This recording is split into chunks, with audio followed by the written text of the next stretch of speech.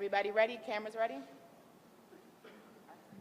Good afternoon. Thanks for joining us here today. I'm Acting Commissioner Richard Worley.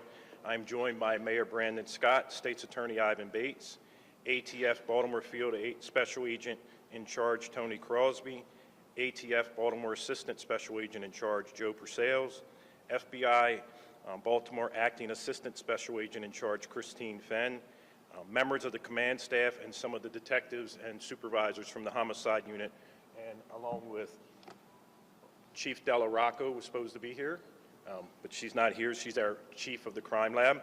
We're here today to provide an update on the Brooklyn criminal investigation. From day one, I have charged our department to leave no stone unturned and follow every piece of evidence, every tip, and every lead to ensure we complete a thorough and extensive investigation. This investigation has truly been an all-hands-on-deck approach.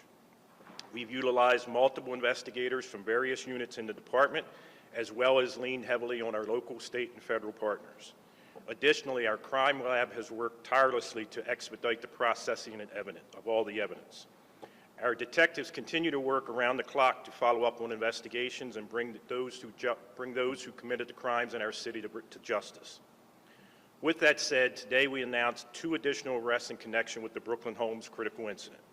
18-year-old Aaron Brown of Baltimore and a 14-year-old juvenile male of Baltimore were both served with warrants yesterday on multiple charges to include conspiracy to commit first-degree murder and multiple attempted first-degree murder charges.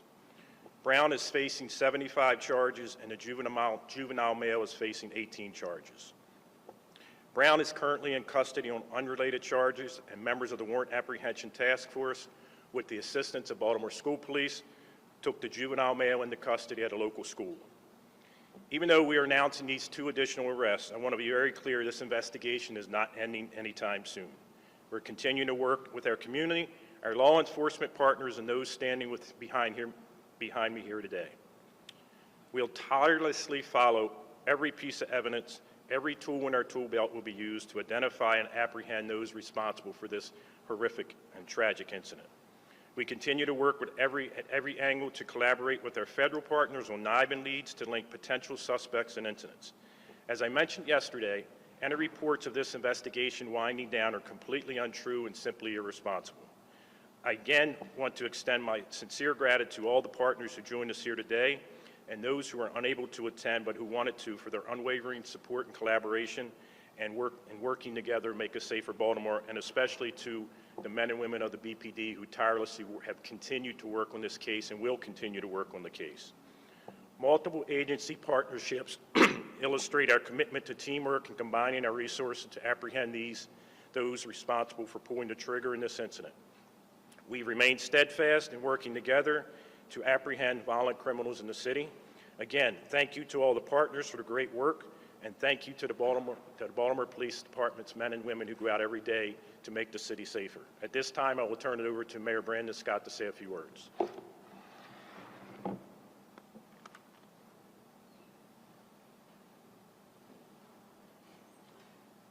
Good afternoon, everyone, and thank you all for being here. Thank you, Commissioner.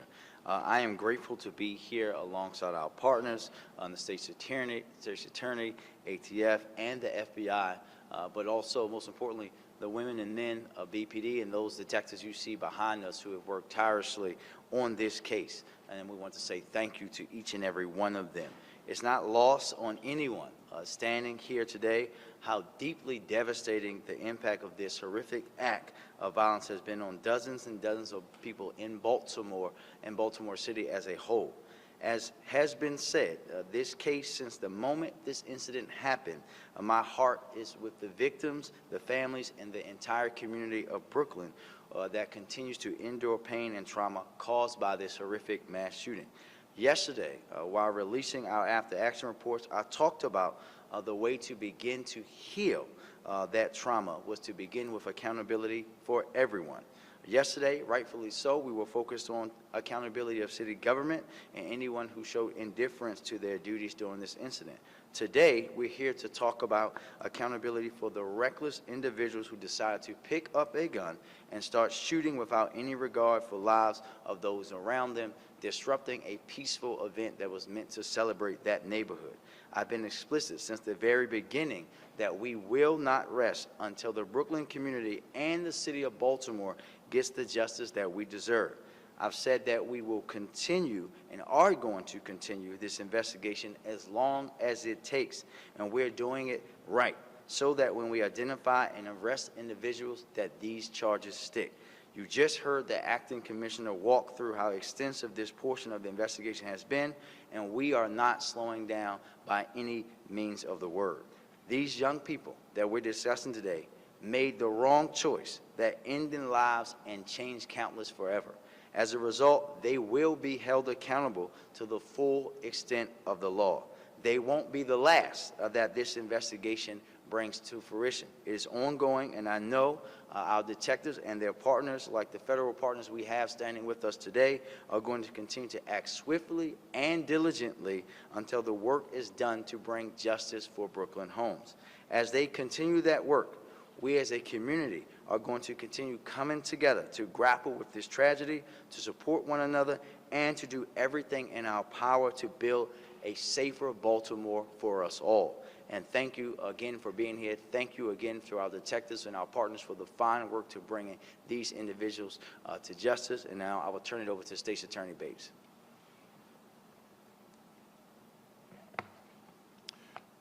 Good afternoon. Thank you, Mayor Scott, for that introduction. Thank you, Commissioner Worley, for the invitation to be today. I stand here today on behalf of the Office of State's Attorney for Baltimore City as an engaged partner and a willing collaborator in the fight against crime and violence in Baltimore. In the wake of the darkest day of our city as witness, we stand united against the force of violence that seek to divide us. Today's announcement is yet another testament to the renewed collaboration between law enforcement and government in Baltimore. I want to take a moment to thank our partners from the ATF and the FBI who have worked in partnership with us since the incident in July and have joined us today. Thank you for continuing to show up for Baltimore. As State's Attorney, my top priority is to hold offenders accountable to improve public safety, driven by my duty to the victims, their families, and our community. My prosecutors have worked in concert with law enforcement and our law enforcement partners. We will continue to pursue this case with the utmost diligence, ensuring that all evidence is scrutinized and every legal avenue is explored. Our message remains clear. No act of terror will be overshadowed and will not overshadow the strength and resilience of Baltimore or its residents. My thoughts and prayers remain with the families of this tragedy and the Brooklyn community. Together, we will emerge from this tragedy stronger, more compassionate, and unyielding in our pursuit for a safer tomorrow. Thank you, and I now will turn this back over to Commissioner Worley. So we'll go ahead and take questions. Any questions should be asked over here. What I ask is that questions pertaining to this specific press release be asked first. If you have any off-topic questions, those can get asked later. Hi, good afternoon. David Collins, WBALTV. It is our understanding that Aaron Brown exchanged gunfire with 3 others. Can you tell us what prompted the shooting in the first place? And I have a follow-up. That's still under investigation now because we still have other shooters who we want to apprehend. Brown is apparently with Jackson, who's already been arrested for shooting at 7 others. I don't know, honestly, whether or not police have recovered Jackson's weapon. Could you tell us whether or not the weapon Jackson used was Brown's? They shared it? We aren't going to release any of that information as of yet because we're still looking at, there were multiple shooters.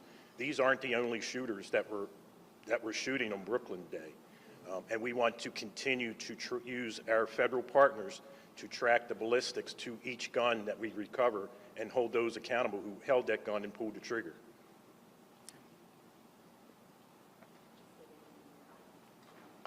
Emily Hofstetter, WYPR News.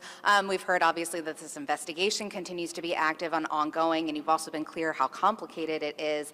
So given the scope of this, when will you know that the investigation is over and the appropriate amount of arrests have been made?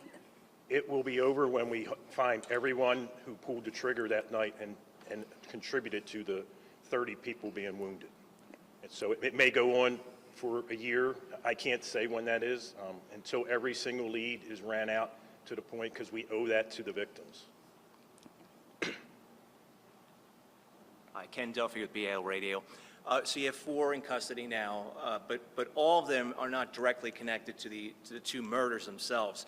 Why is it proving so difficult to find those responsible directly for the 2 killings?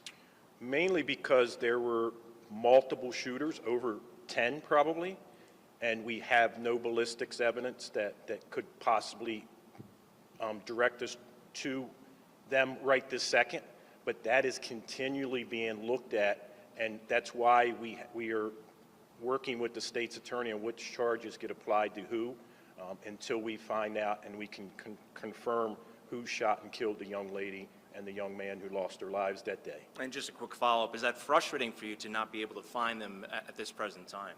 Not at all. The work that the men, if you were, it's really hard because I see the work that the men and women in the department with our federal partners, our state partners, and our local partners do every single day.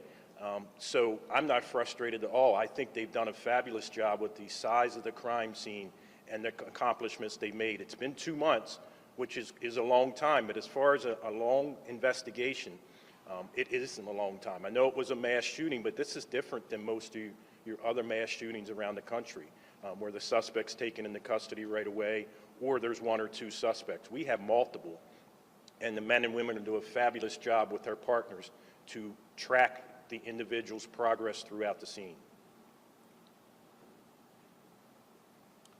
Jeff Hager with WMAR-TV. Could you tell us whether a tip of any kind played any role in the 2 arrests, how many tips you might have received over the last 2 months, and whether any of those, if they played a role, qualified for part of the reward money? Those are things that I honestly don't know. I know we had, in the beginning, we had a lot of tips. They've kind of slowed down a little bit. That's why we keep increasing the reward. And if any of those tips led to the apprehension and prosecution of these individuals, the tips will be paid out. We can supplement if there's more than 1 tip that needs to be paid out, but right now we haven't exactly figured that out yet. The tips have slowed down, though. Yes. Hi, I'm Darcy from the Baltimore Sun. I heard you say it's probably more than 10 shooters. Is the department still trying to figure out who those people are, or do you have those people identified at this point? We don't have them all identified. We are still trying to figure out who each and every one of them was, because obviously there's hundreds of hours of video, ballistics evidence, witness interviews to identify every single one.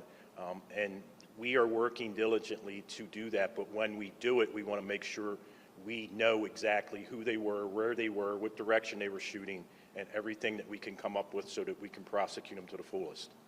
And can you say anything about what the 14-year-old is charged with? Do you think that person shot someone? The 2 charges that I read out were what he was charged with. Rebecca Pryor, Fox 45. Can you estimate just how many shooters you are still searching for?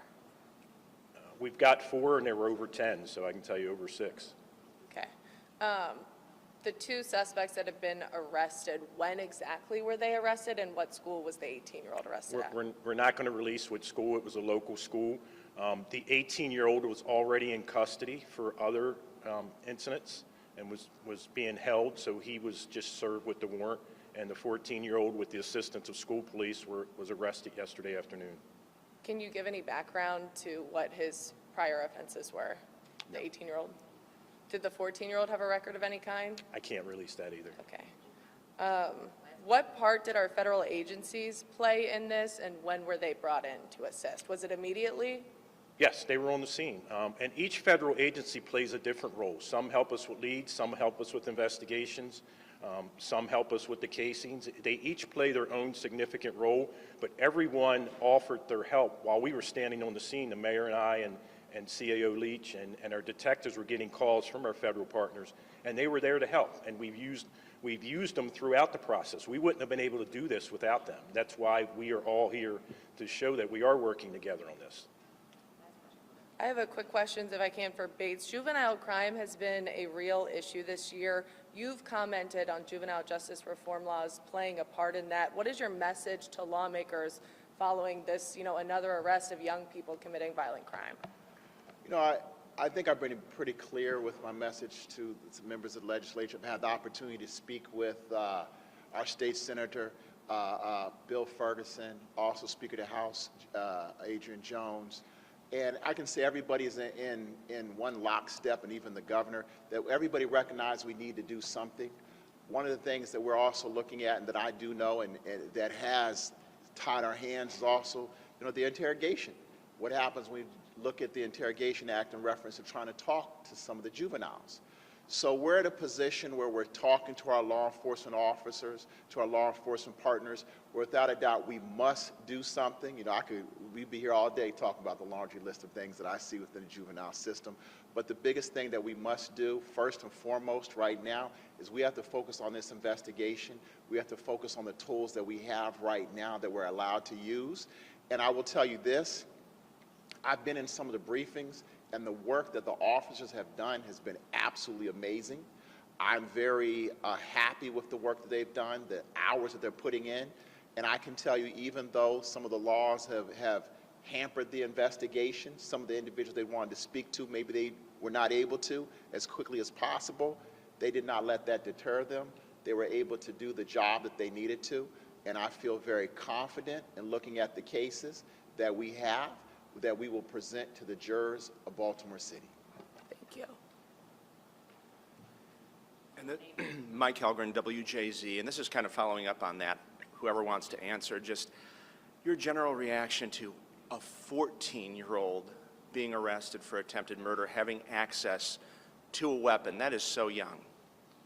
Yeah, I think that, listen, and Mike, thank you for the question. I think that you've heard me say this so much that you probably know what I'm going to say. There are guns getting into the hands of people that shouldn't have them, right?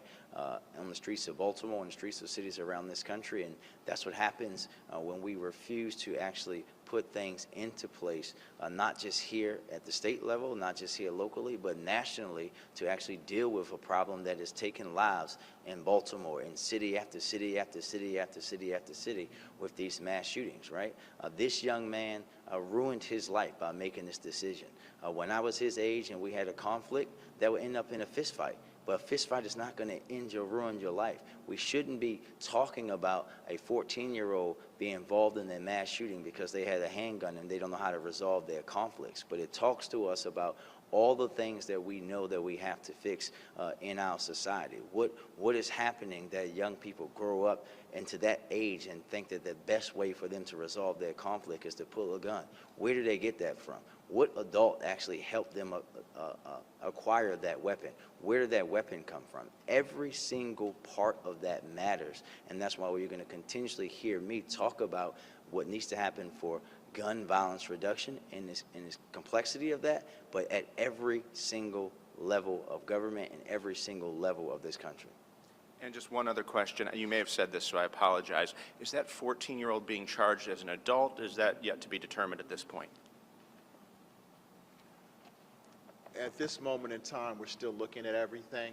I think it's best that we, in terms of us law enforcement, I want to look at all the facts a little bit more in depth in terms of the additional charges, if there are going to be any, but we will make that decision. And for me and for us, when we take it to the grand jury, that's when we will officially decide what charges they'll have. Thank you. Thank you, everyone. We will be sending out a press release in about 15, 20 minutes. Those that were here.